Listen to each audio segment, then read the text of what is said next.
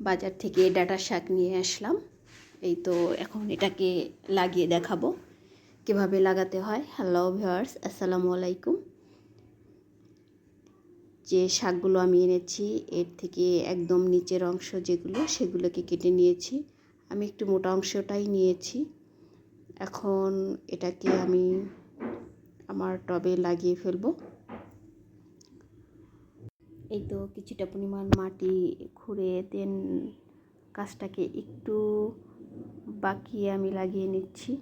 একদম সোজা করে লাগাবো না, আমি সামান্যই মাটির নিচে রেখেছি আর উপরে অংশ এটা। এই তো এভাবে আমি 4টা গাছ লাগিয়েছি এখানে। এখন পানি দিয়ে দিচ্ছি।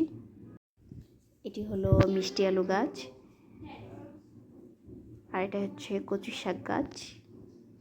এক টবের মধ্যে আমি অনেকগুলোই গাছ লাগিয়েছি। তাহলে আজ এ পর্যন্তই। ভালো থাকবেন, সুস্থ থাকবেন। আল্লাহ হাফেজ।